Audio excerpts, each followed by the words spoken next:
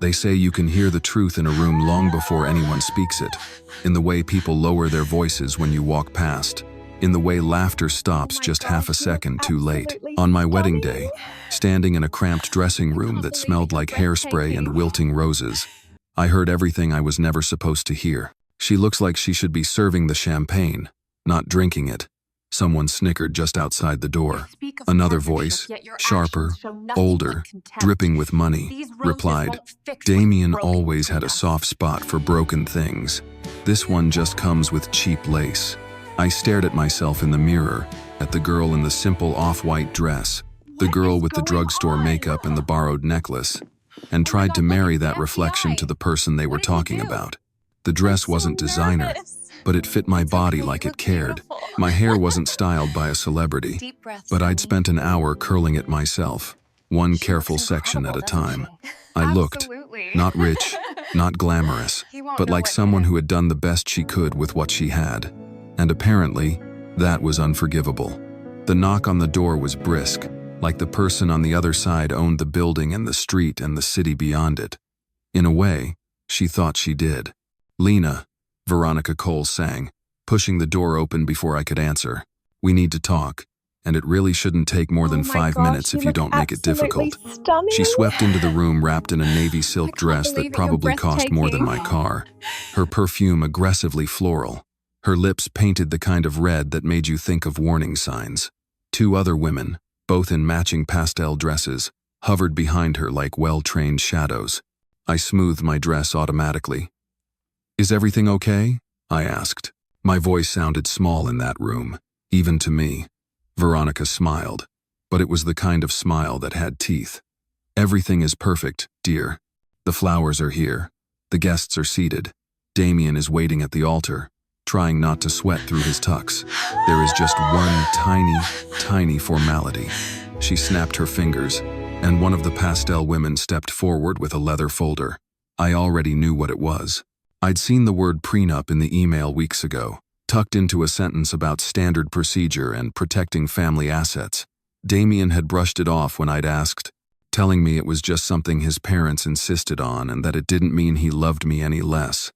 I had wanted to believe him so badly that I forced myself not to look too closely.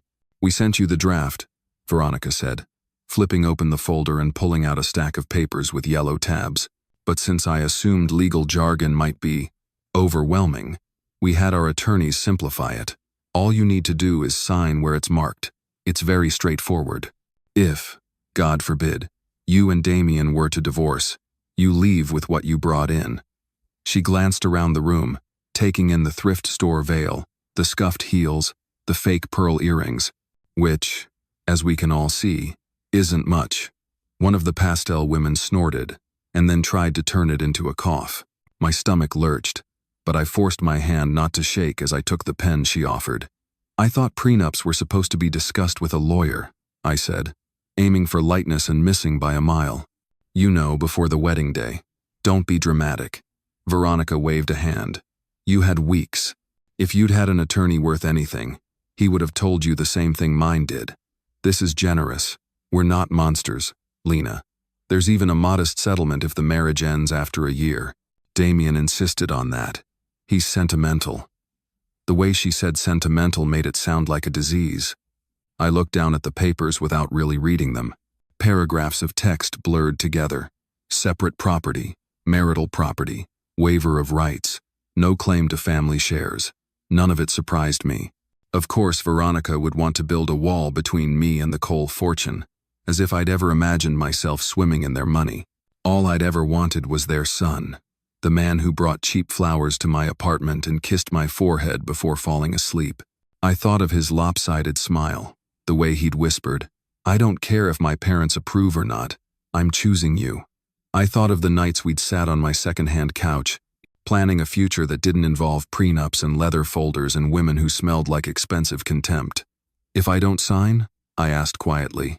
Veronica's eyes hardened, the mask slipping for just a moment. "Then there is no wedding," she said simply. "We will inform the guests that you had a change of heart. And I assure you, dear, whatever version of this story you try to tell afterward, people will choose to believe us." She tapped the papers with one manicured nail. But sign, and you get the fairy tale. You get the Cole name, Damien's devotion, and a life far better than the one you crawled out of. It really is an easy decision. The word crawled landed between us like something wet and ugly. The old me, the girl I used to be, the one who grew up in rooms bigger than this entire bridal suite, would have laughed in her face. But the Lena I had built over the past 8 years, the girl who rode the bus and counted tips and paid rent late more often than on time, knew better than to pick a fight she wasn't ready to finish. I picked up the pen. "It's fine," I said, before my pride could talk me out of it. "I love Damien. I'm not marrying him for his money. I don't want anything that isn't mine." Veronica's smile returned, softer now, satisfied. "Good girl," she murmured. "Damien always did have a weakness for strays. At least this one can sign her name." I signed where the yellow tabs told me to sign. My hand moved on autopilot, my brain somewhere far away, standing in another room with different walls, listening to a different woman's heartbreak.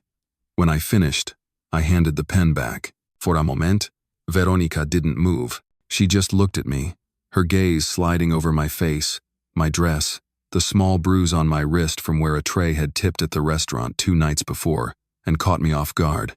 Then, almost lazily, she reached out and wrapped her fingers around my forearm. The grip was deceptively light at first, then tightened until I felt the press of her nails through my skin. "Listen carefully," she said, her voice dropping low enough that the pastel shadows couldn't quite hear. "You may be marrying my son, but don't confuse that with becoming one of us. You will smile when I tell you to smile. You will wear what I choose, sit where I seat you, speak only when it benefits the family. If you embarrass us, if you step out of line, this," she flicked the prenup pages with her free hand, "ensures you walk away with nothing but whatever tip money you've squirreled away from waiting tables.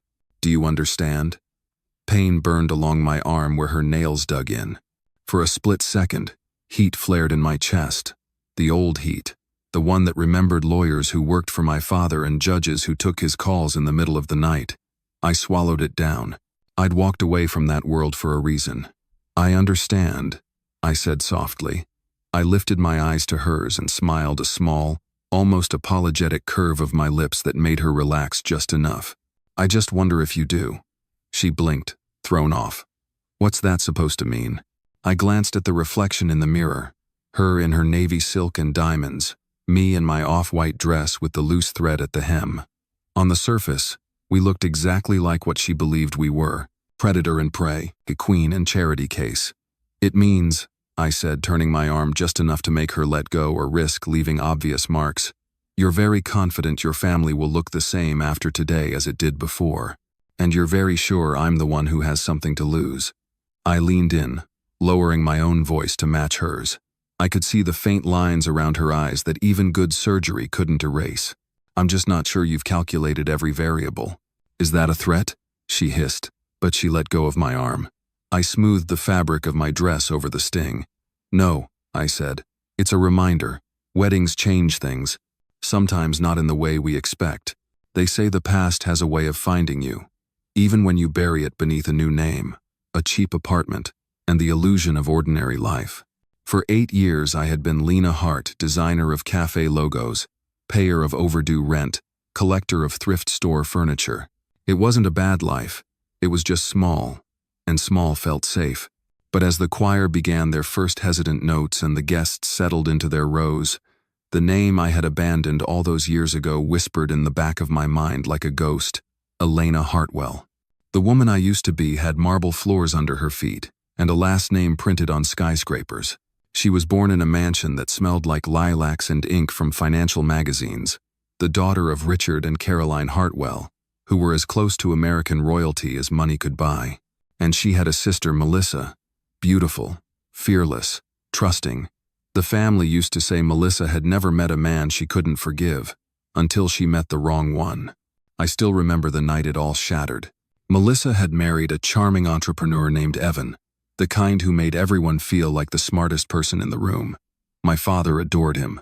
My mother called him the son we never had. He smiled like he believed in forever. Then one morning, Forever packed its bags and took every cent of my sister's trust fund with it. Evan had forged signatures, transferred accounts, and left a trail of debt so deep it nearly swallowed our family name. But it wasn't the money that destroyed Melissa, it was the betrayal. She stopped speaking, stopped eating, and eventually stopped moving altogether. She sat by the east window every day, staring at the garden as if waiting for an apology that would never come. My father tried to buy her peace with doctors and retreats. My mother tried to drown the shame in charity galas. I just watched her fade, one breath at a time, and promised myself that if I ever loved someone, it would never be because of their bank account. That night, I packed a bag, cut my cards, and disappeared. I sold the car, changed my hair, and moved to Atlanta with a resume full of half-truths. I became Lena Hart, nobody's daughter, nobody's target, and for the first time, I could breathe. I rented a studio with walls thin enough to hear my neighbors' arguments and dreams close enough to touch. I bought coffee from street vendors who knew my name. I worked 12-hour days designing flyers for people who thought graphic designer meant make it pop. It was humble, exhausting, real. I told myself that meant it was mine. Then, 2 years ago, Damian Cole walked into my life carrying a smile that could sell forgiveness to a sinner. I met him in a coffee shop on a rainy Tuesday. He asked if the seat was taken, and I said no. That was how most disasters begin, so gently you don't even notice. We talked for hours about work, ambition, the city. He told me he'd built his company from scratch, that his parents had given him nothing but lessons in resilience. Hard work doesn't scare me, he said, eyes bright. Entitlement does. The irony should have burned, but back then I didn't know enough to smell smoke. I laughed. He reached for my hand like he'd known me for years, for months. He made me believe in something pure. He remembered how I took my coffee, called when I was too tired to talk, left notes in my sketchbooks that said, "You're magic, even on your worst days." I'd never had anyone look at me that way, not even when I had everything. He met Lena and loved her, or so I thought. When he first took me to his parents' house, the lie of simplicity began to crack.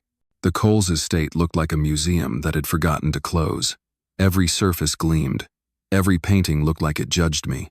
Veronica greeted me with a smile so tight it could cut glass. She looked me up and down, her eyes pausing on the hem of my dress, the off-brand shoes, and the thrifted purse I'd spent an hour cleaning. "Damian didn't mention you were artistic," she said, like art was contagious. His father, Graham, shook my hand the way men do when they're searching for weakness. "You design logos?" he asked, drawing out the word as if it might bite him. "Yes," I said, smiling. "And billboards, and websites." "Websites," he repeated, turning away before I could answer. Damian tried to smooth the silence, his hand at my back like a promise, but even then, I felt something cold watching me from across the table. Later that night, when the dishes were cleared and the polite laughter was done, Veronica leaned close and whispered, "You seem sweet. Just remember, dear, fairy tales don't last if the princess forgets she's not royalty." I didn't sleep that night. I stared at the ceiling of Damian's apartment, at the faint crack near the light fixture, wondering what they'd say if they knew who I really was. Would they still call me unworthy? Or would they smile wider, calculating faster, rearranging the chessboard to make space for my fortune? That was the moment I understood why I'd hidden my name. Money doesn't buy love, it only makes the hunters come running.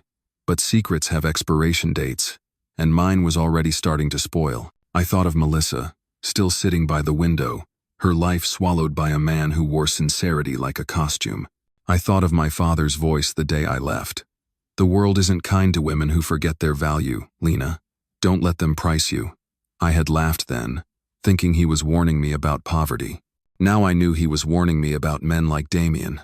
The morning after the dinner, I stood in front of my cracked mirror brushing my hair. The early light caught my reflection, and for a moment I saw both versions of myself, the heiress and the nobody, flickering in the glass like ghosts fighting for the same body.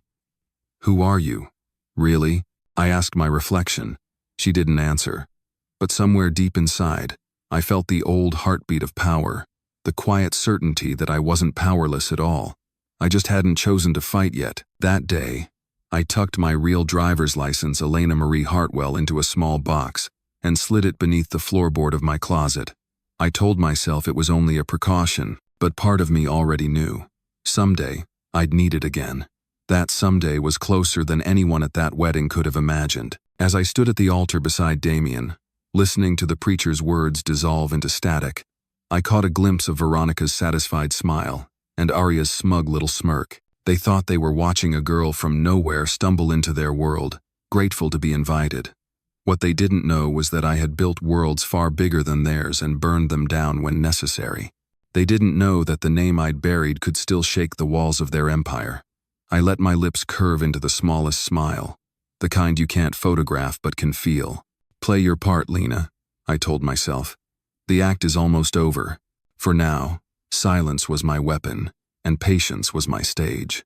Soon, they would all learn who they had really invited to their table. They say love doesn't really make you blind. It just teaches you which parts of the truth to look away from. By the time I stood at the altar with Damien's fingers wrapped around mine and the minister's words buzzing like background noise, I already knew something was wrong. I just hadn't told anyone that while they were watching a romance, I was watching a crime scene unfold in slow motion. It hadn't started with a dramatic confession or a stranger crashing through church doors.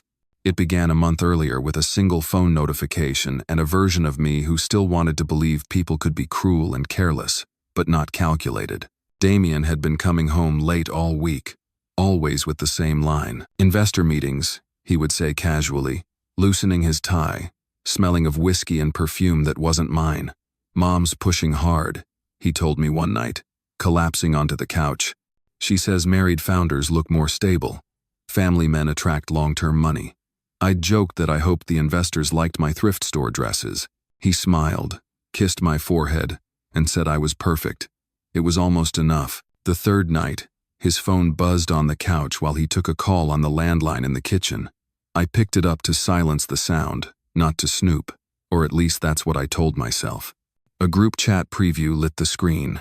The title read, Family Business. Veronica, she'll sign. Girls like that always do. Graham, make sure the prenup covers the shares. Last thing we need is a waitress walking off with part of the company. Arya, relax.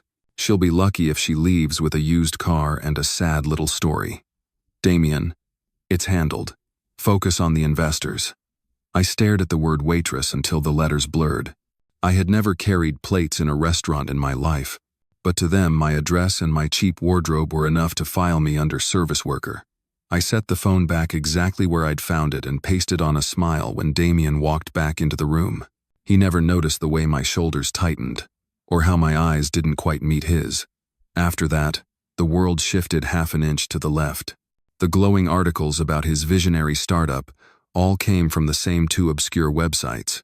When I checked them, both were owned by anonymous companies connected to a coal-holding firm. The sleek office address on his business card turned out to be a co-working space where, according to the receptionist, he rented a conference room a few times a week. I told myself it was normal for young companies to be messy. I clung to that story until the night Veronica's fingers left red crescents on my arm after dinner. In the harsh bathroom light, her voice replayed in my head.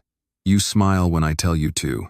You walk away with nothing if you step out of line. My skin throbbed where her nails had dug in, and for the first time in years I heard my father's voice instead of hers. The world isn't kind to women who forget their value, Elena. Don't let them price you. I'd spent 8 years hiding that value, convinced anonymity was safer than power. But staring at the bruises on my arm, I realized anonymity was exactly what made me useful to people like the Coles. They saw a girl with no safety net, no lawyers, no name that meant anything. They saw someone they could use and discard. I rinsed my hands, dried them slowly, and looked at myself in the mirror. If you walk into this blind, that's on you, I whispered. The next day, while Veronica bragged at brunch about their attorney who had never lost a case, I decided I needed someone who worked on the other side of families like hers. That night, far from their neighborhood, in a cafe with chipped tables and burnt coffee, I opened my laptop and searched for a private investigator whose reviews didn't mention being nice, only being effective.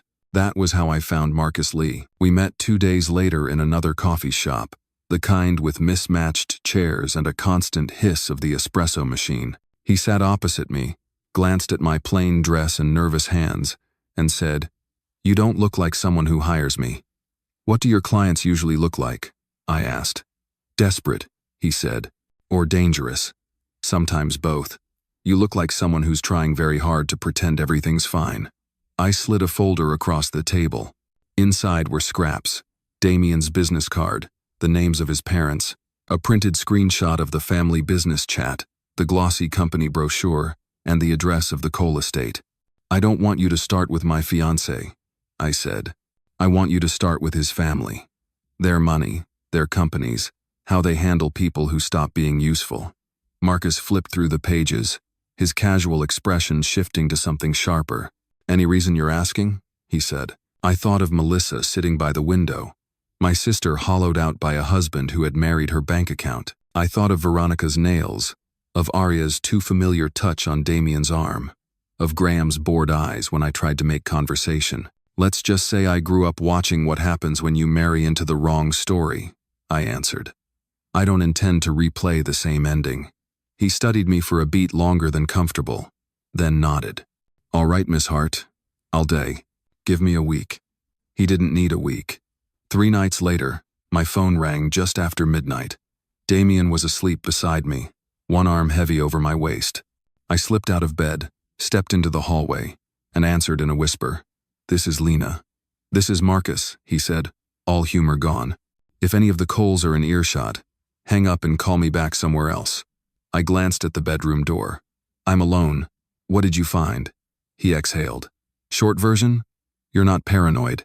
Their money is dirty, and your fiancé's Golden Boy company is right in the middle of it." The floor felt a little less stable under my bare feet.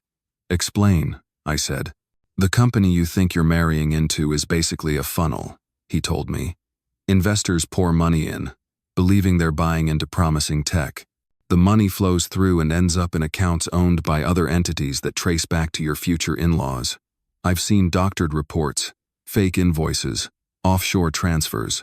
If a regulator ever took a hard look, the whole thing would fall apart."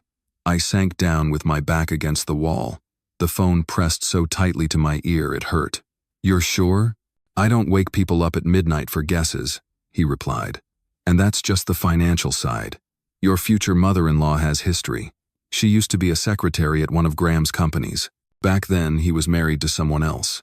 His first wife died in an alleged fall down a staircase. A witness saw a blonde woman leaving right before the accident, then withdrew the statement and took a long, fully funded vacation.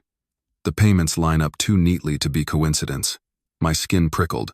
I pictured Veronica on the stairs at the estate, gliding down like she owned gravity.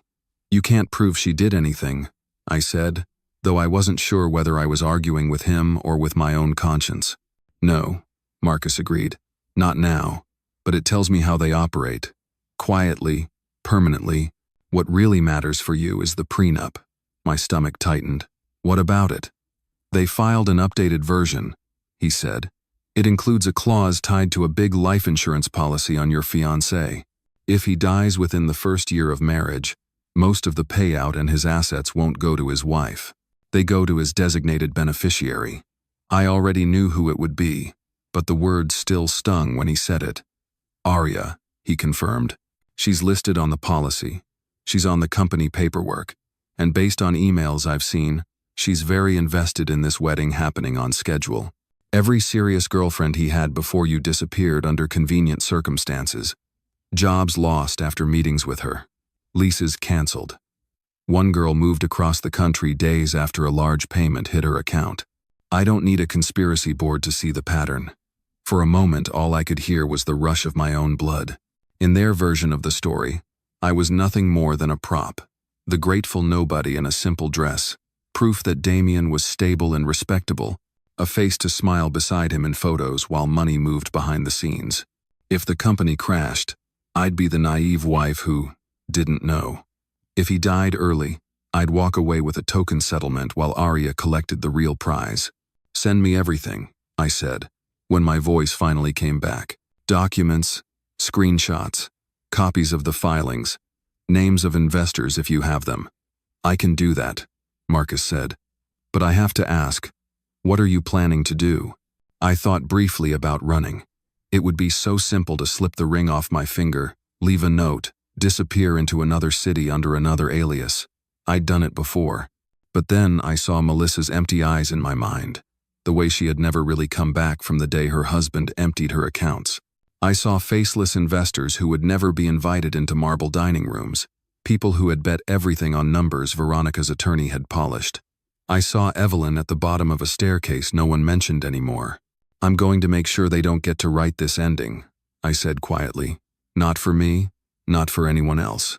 Marcus was silent for a heartbeat. "That sounds like you're declaring war, Miss Hart." For 8 years I had been only Lena out loud. The other name lived in a box under my floorboards and in the minds of people who assumed I was gone. I was suddenly tired of hiding from myself. "It's Elena," I said. The word felt like sliding a key into a familiar lock. Elena Hartwell. There was a soft curse on the other end of the line. "As in Hartwell Holdings?" he asked. "As in your father could buy and sell half this city before lunch?" "That one," I said. "The Coles think they picked up a stray. They have no idea who they dragged into their house." When I hung up, the hallway felt different, narrower and somehow more solid. I went to the closet, lifted the loose floorboard, and pulled out the small metal box I had sworn I'd never open again. Inside were my real ID, a credit card linked to accounts I hadn't touched in years, and a silver bracelet Melissa had fastened around my wrist the night before her wedding, laughing about how we'd always protect each other. I slipped the bracelet on, then picked up the card with my father's private number and dialed. He answered on the first ring, the way powerful men do. "Hello? Hi, Dad," I said softly. "It's Elena." There was a sharp intake of breath, then his voice shifted from sleep to command. "Elena, are you safe?" "For now," I said. "But I won't be if I keep pretending I don't see what's happening. I need the Hartwell legal team at my apartment tomorrow, and everything we have on financial fraud, shell companies, and insurance scams." I looked toward the bedroom, where Damien slept peacefully in a life he thought he understood. "I think the family I'm about to marry into has been stealing from people for years," I said, "and I'm done being the only one in the dark." My father didn't ask why I'd left or why I had stayed away so long. He just said, "Text me the address. We'll be there in 2 hours." I glanced at the ring on my finger and the worn furniture around me, at the version of myself I'd built in this small apartment. "Make it 3, I replied. "I need a little time to say goodbye to Lena.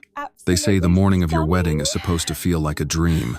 But when I opened my eyes that day, it felt like standing on the edge of a storm. The city outside my hotel window was still half asleep, gray light on wet pavement, church bells echoing somewhere far away, but inside my chest, everything was awake and alive and sharp. My dress hung near the mirror, white and deceptively innocent, its silk folds whispering each time the air conditioner sighed. It looked like purity, but I knew better. It was armor. The night before, my apartment had turned into a war room. My father arrived first, wearing the same tailored calm he used in board meetings where billions changed hands. Behind him came 3 of his lawyers, 2 investigators, and my mother, who hadn't seen me in 8 years but still recognized the way I paced when I was furious. She reached for me, whispering my name like a prayer she wasn't sure would be answered. I let her hug me, just once, long enough to feel her heartbeat. "You shouldn't do this publicly," she said when she pulled back. "You can end this quietly. Let your father handle them." My father nodded. "We can freeze their accounts, expose them in court, destroy them by next week. You don't have to be in the room." Oh my gosh, I you looked look between them, 2 absolutely people who had spent their stunning. lives negotiating power, I can't and believe it, you're realized they didn't breathtaking. understand what this was. "If we do it quietly," I said, "they'll spin it. They'll call me bitter, unstable, a liar. People will forget in a week. But if I do it at the altar, in front of everyone who believed them, they can't rewrite it. It becomes truth." My father studied me for a long moment, his jaw tight. "You sound like your mother when she sued a senator," he said finally. My mother smiled faintly, eyes glistening. "And like your father when he built his first empire." The lawyers spread files across my kitchen table. Screens lit up with financial statements, fake investors, contracts linking Damien's company to offshore accounts. Each document was a nail in the Coles coffin. Marcus arrived last, coffee in one hand, a flash drive in the other. "You've got enough here to bury them twice," he said. The FBI contact is on standby. Once you go public, the agents in the crowd will move. Good, I said. They'll have front row seats. I didn't sleep. I sat on the couch until dawn, staring at the flash drive in my hand. Somewhere between exhaustion and adrenaline, I realized I wasn't afraid anymore. I was grieving the girl who had been. Lena, the version of me who wanted to be loved for her simplicity, who thought hiding her name would protect her heart, was gone. I didn't kill her. They did. The sun crept up, turning the skyline gold. I showered, brushed my hair, and slipped into the gown. My mother helped me zip the back, her hands trembling. "You look beautiful," she whispered. "You look like yourself again." My sister Melissa appeared in the doorway. For a second, I couldn't breathe. She looked fragile but alive in a way I hadn't seen in years, her eyes clear instead of vacant. She held something small in her hands, a folded handkerchief embroidered with our initials, the one our mother used to give us when we were nervous before piano recitals. "For luck," she said softly. Her voice cracked from disuse. I froze, then took it, my throat tightening. "You're talking again." She smiled, a little shaky. "You gave me a reason to." I hugged her carefully, as if she might break. "Thank you," I whispered. "For everything." She pulled back, eyes steady. "Make them remember who you are, Elena." When my father knocked on the door a few minutes later, the lawyers and investigators were gone, replaced by a strange, tense calm. "It's time," he said. "The cars are ready." We drove in silence. The city rolled past coffee carts opening, children in uniforms waiting for buses, strangers walking dogs. Ordinary life. I wondered how many people out there were pretending to be someone smaller just to survive. At the church, the crowd was already buzzing. 300 guests, a photographer from a lifestyle magazine, investors, socialites, distant relatives, everyone who mattered to the Coles. They didn't know they were about to watch their hosts implode. My father squeezed my hand before we stepped out of the car. "If you change your mind, we leave. Say the word." I shook my head. "I've waited 8 years to stop running. I'm done changing my mind." Inside the bridal suite, Veronica was already there, radiant and poisonous in a silver gown. She didn't knock. She never did. "You're late," she said, voice cool. "For someone marrying into a family like ours, punctuality is respect." I turned slowly, letting her see the calm she couldn't touch. "You're right," I said. "Today, respect is everything." She narrowed her eyes. "Don't play clever, dear. You'll sign what you're told. Smile when I tell you to, and keep your head down. This family has rules." I stepped closer until the space between us was heavy with her perfume. "So I've heard," I said. "But there's one rule you forgot, Mrs. Cole." "Oh?" she asked, amused. "What's that?" "Never threaten someone when you don't know what they have to lose." She laughed, a brittle sound. "You really think you're dangerous? You're wearing a gown that isn't even designer." I smiled faintly. "Exactly." She blinked, uncertain for the first time, and I realized that arrogance was her armor. She mistook silence for weakness. I brushed past her toward the mirror, straightening my veil. "Behind me," she muttered. "After today, you belong to us." I met her eyes in the reflection. "After today," I said quietly, "everyone will know exactly who belongs to whom." She left without another word. I stood alone, staring at the woman in the glass. She wasn't the same girl who had walked into a coffee shop and fallen for a smile. This one had scars and secrets and a plan. I slipped the flash drive into the hidden pocket sewn into my bouquet and took a deep breath. Outside, the organ began to play. My father knocked once. "Ready?" he asked. I nodded. "Let's go to war." The walk down the aisle felt endless and immediate all at once. I could feel hundreds of eyes on me, the whispers, the envy, the judgment, but all I saw was Damien at the altar, looking nervous and smug, a man who thought he had already won. Aria sat in the front row, in a cream dress that could have been mistaken for bridal, her smile a polished lie. Veronica's diamonds glittered under the light. The pastor began the ceremony, words about love and trust and union floating above us like a cruel joke. I barely heard him. I was counting heartbeats, waiting for the part where everything changed. "Do you, Damien Cole, take this woman?" "I do," he said confidently. The crowd murmured approval. "And do you, Lena Hart, take this, man. I paused. The room stilled. Damien squeezed my hands. Lena? He whispered, a hint of warning in his voice. I smiled, finally meeting his eyes. Before I answer, I said clearly, my voice carrying through the hush, I think everyone here deserves to see something beautiful. I turned to the projector, raised the remote, and connected my phone. The first slide flickered onto the screen behind us, and in that frozen second before the gasps began, I saw the confusion on Damien's face turn to terror. But that moment belongs to the next chapter. They say there is a sound the world makes when the truth finally walks into the room, a sharp kind of silence, as if the air itself holds its breath. That was the sound that filled the church when the screen behind us flickered from soft stained glass to a hard white rectangle of light. For a second nothing moved. Damien's fingers tightened around mine. Lena, he hissed through his smile, what are you doing? In the front row, Veronica was already half standing, one jeweled hand frozen mid-gesture. Aria only tilted her head, like someone watching a mildly interesting trailer. I let the silence stretch just long enough for 300 people to lean forward, then pressed the button in my hand. The first slide appeared, a screenshot of a message thread between Damien and Aria. No explanation, no narration, just words. Aria, you sure you want to go through with this circus? Damien, relax. It's 1 year of pretending. She signs, we look stable, investors calm down. Then we're done. Aria, I hate watching you with her. Damien, you'll live. You get the company either way. A few people laughed uncertainly, the way you laugh at something you hope is a joke. I clicked again. Another screenshot, dated 3 weeks earlier. Aria, did your waitress read the prenup or just sign like a good girl? Damien, she signed. She should be grateful. She's getting the Cole name and a used car at the end. The laughter died. Someone near the center row whispered, is that real? The pastor shifted behind us, clutching his Bible like a life raft. I lifted the microphone from its stand. For anyone wondering, I said, my voice steady in the stunned quiet. Yes, these are real messages.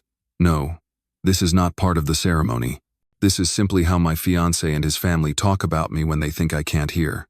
Damien lunged for the remote, but I stepped away, bouquet in one hand, plastic rectangle in the other. Turn it off, he muttered. Lena, stop.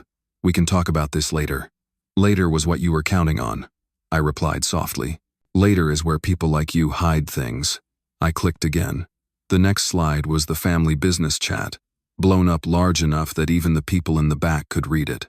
Veronica, she'll sign. Girls like that always do. Graham, make sure the prenup covers the shares. I won't have a waitress walking off with part of the company. Aria, relax. She'll be lucky if she leaves with a used car and a sad little story. Damien, it's handled. Just focus on the investors.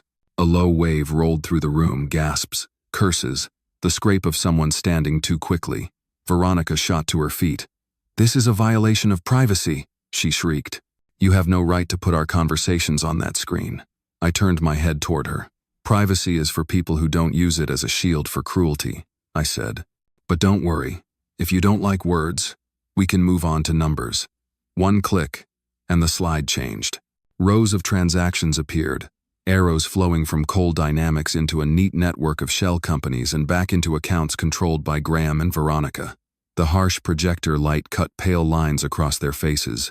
For those of you who invested with the Coles, I said, this is where your money really went. Not into growth, not into research, into a maze designed to turn your trust into their private savings. A man in the third row rose halfway from his seat. That's my fund, he said hoarsely. You promised my board fixed returns. Graham turned red. You don't know what you're looking at, he snapped. She isn't an accountant. This is taken out of context. You're right, I said. I'm not an accountant. I'm just the woman you expected to stand here and smile. The accountants are the ones who built these summaries. And the people in the back, I nodded toward the 2 plainclothes agents, can discuss the legal context with you afterward. Heads turned. The men who had been invisible a moment before now sat straighter, eyes fixed on the altar. I clicked again. The life insurance policy and a page from the amended prenup filled the screen side by side, key lines highlighted. This clause adjusts everything if Damien dies within the first year of our marriage, I said. In that case, his assets and a very generous payout skip his wife entirely and go to his designated beneficiary. I looked at Arya. Do you want to tell them who that is? Her mouth trembled, but nothing came out. It's you, I said. You get his company and his money. I get to be the grieving nobody with a used car. Convenient, isn't it? A woman in the second row whispered, "My God," and clutched her husband's arm. Veronica made a choking sound. We would never hurt our own son, she snapped. How dare you imply? You've hurt people for less than money before, I interrupted. Some of them fell downstairs.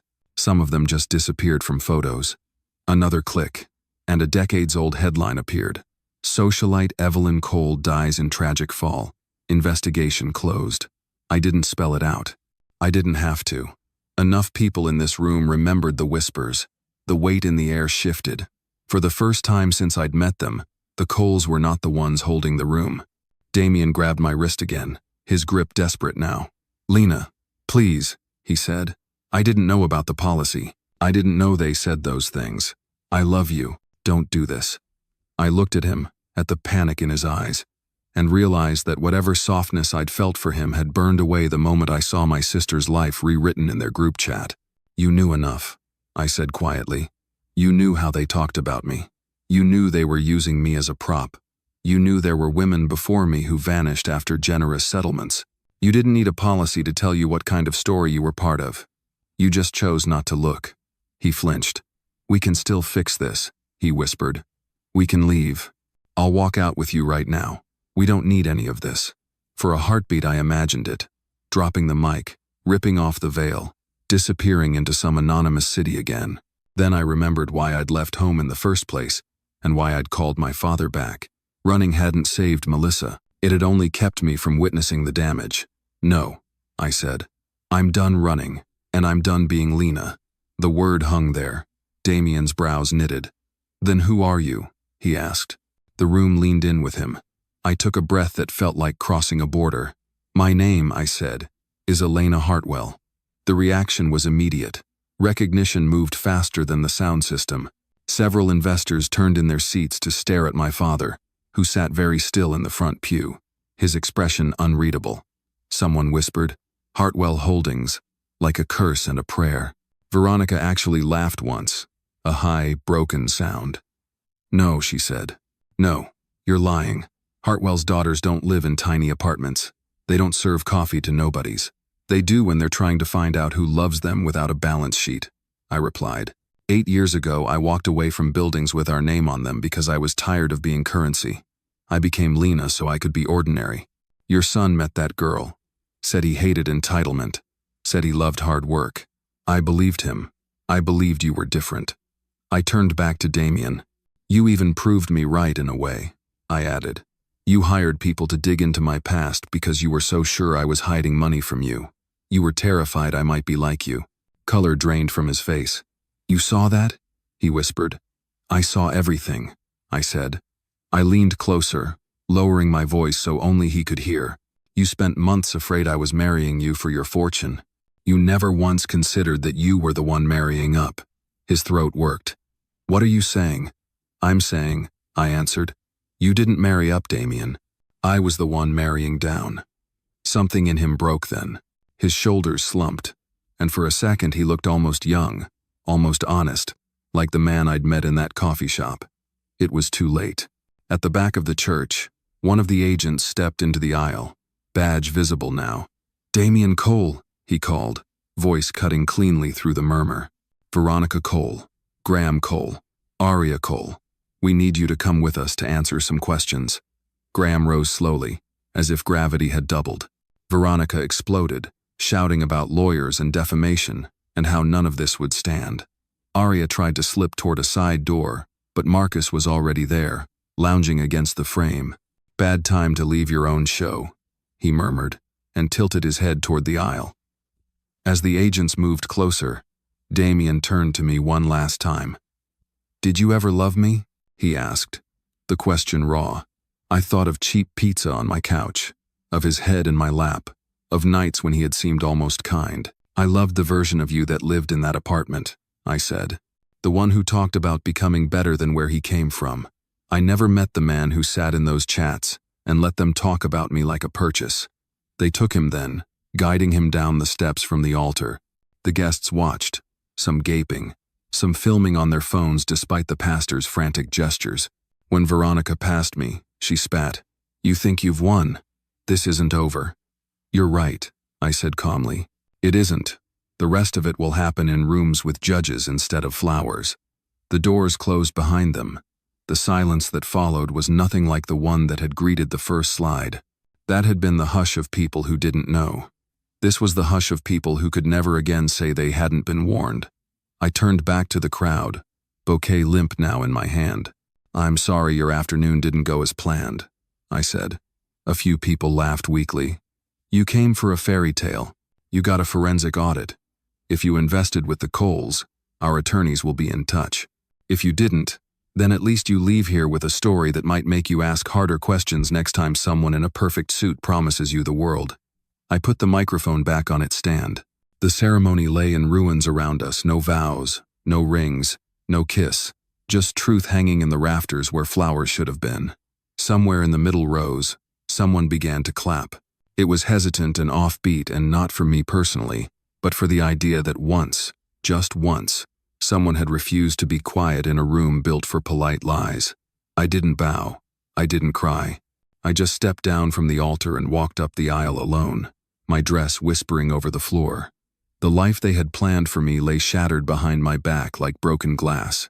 Strangely, as the cold air hit my face when the doors opened, it didn't feel like an ending. It felt like a door I should have walked through years ago, a first, clean beginning that was finally mine. They say that after a storm, the world doesn't go quiet, it just exhales. The morning after the wedding, I woke to that sound, the city breathing again. Rain had fallen overnight, washing the confetti off the church steps and leaving the air sharp and clean. The newspapers called it the wedding that ended an empire. Investors called it justice. The Coles called it betrayal. I called it freedom. Damien was arrested that afternoon for wire fraud, money laundering, and conspiracy. Veronica and Graham faced the same charges, plus obstruction. Aria was taken in for evidence tampering. Apparently she'd tried to wipe servers while agents were still in the building. They all made bail within days, of course. Money has a way of buying you temporary air. But for the first time, their names no longer inspired envy, they inspired caution. Their partners pulled out, their accounts were frozen, and the empire that had seemed untouchable was suddenly begging for oxygen. I didn't celebrate. I sat in my apartment, still half filled with wedding gifts and lies, and felt something colder than victory. It wasn't satisfaction. It was the weight of finally being seen. For 8 years I had lived as Lena Hart, invisible by design. Now everyone knew my real name again, and with it came expectations, reporters, strangers who wanted to shake my hand as if courage was contagious. I didn't feel brave. I felt human. The day of the arraignment, I walked past a row of cameras without speaking. My father offered to stand beside me, but I told him I needed to do this alone. The world had watched a woman fall apart on a stage. Now it would watch her stand up without needing anyone to hold her crown. Inside the courtroom, Damien looked smaller somehow. His suit hung wrong, his hair uncombed. When they read the charges, he didn't look at me until the end. Our eyes met for half a heartbeat.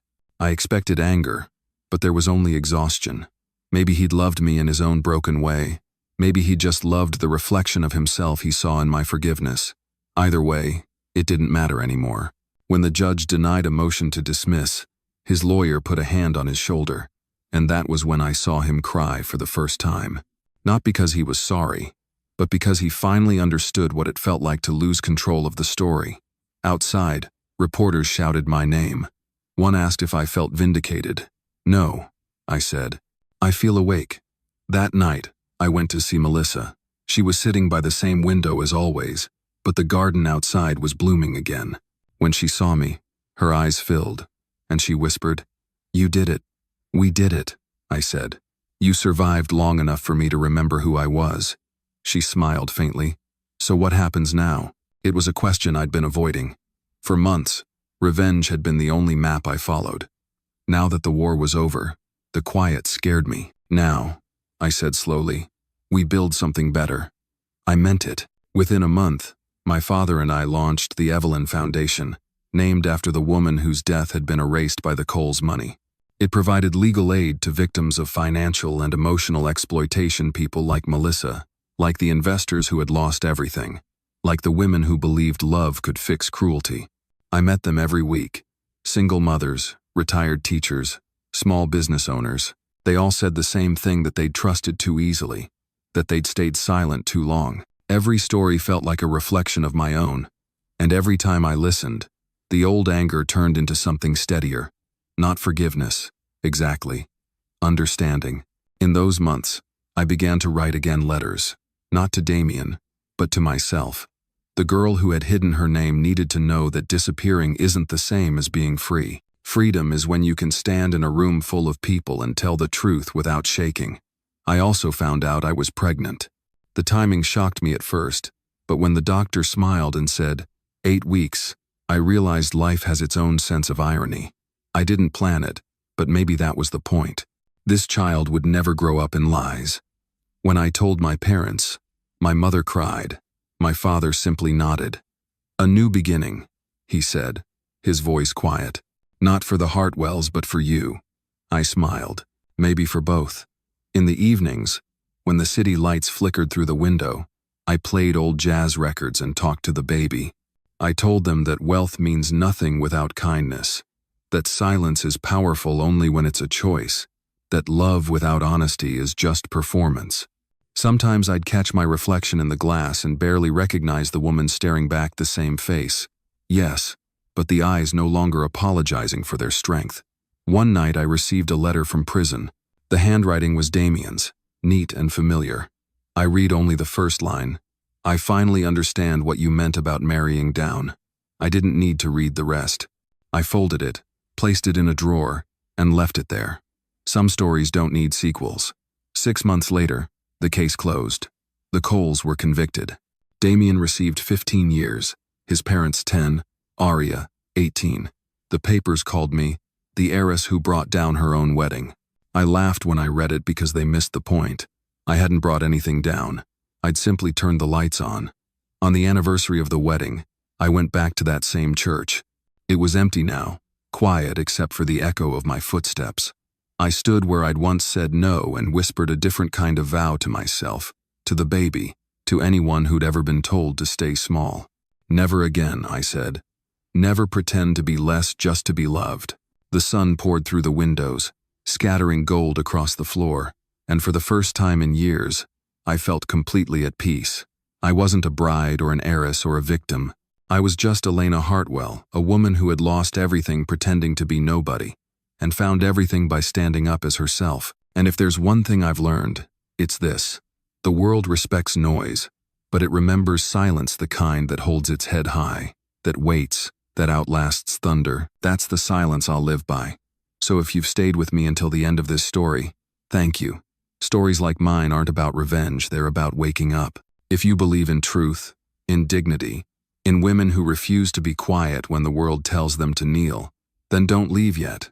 There are more stories waiting, more voices that deserve to be heard. Subscribe, stay, and share this moment with me, because sometimes all it takes to change the ending is someone who decides not to look away.